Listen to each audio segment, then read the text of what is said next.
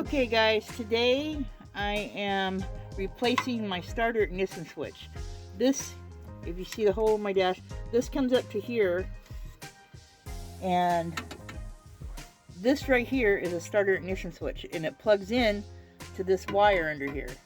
There's the plugs, and it plugs into the wire. Then it sets up into the dash like this, and this piece comes on this side of the dash and screws onto that. So that would be sitting there like that.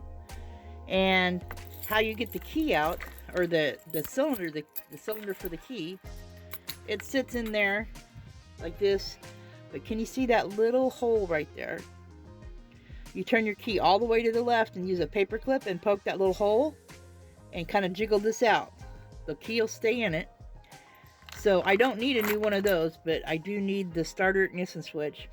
They're like 25 bucks. I'm going to be picking it up tomorrow and installing it.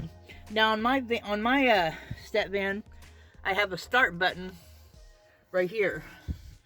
So all I have to do is turn the key over and it'll start. But what's went bad is that I can't kill the engine. The switch, when I go to turn it off, it don't turn off. So I had to unplug it from the coil to turn it off. So I'll be putting that in tomorrow, and I'll talk to you guys then. Good morning, guys. Kind of cloudy day today, but I'm gonna do this starter switch, ignition starter switch. So here's the new piece I picked up yesterday. I just now put the other piece that goes on the end on there, and I'm gonna start to install it on the dash. This piece was hard to get on here. I don't know, it was meant to be that way because when it came off my old one, it was super loose. So, but I got it on there, and it's all flush. So now to finish putting it on, if I can get my cat out of the way.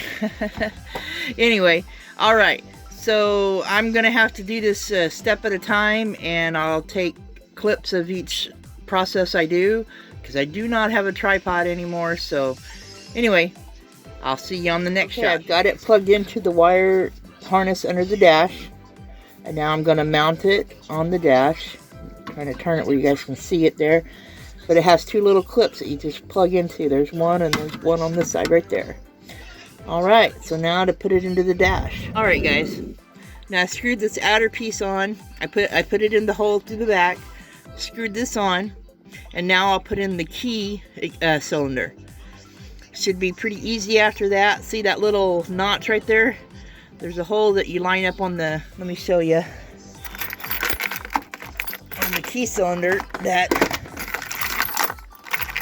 there we go. Okay, so I'll line it up. See that little hole right there, right there? I'll line that up when I slide this in, like this. You slide in. Now the key's turned to the left, so you can get it lined up.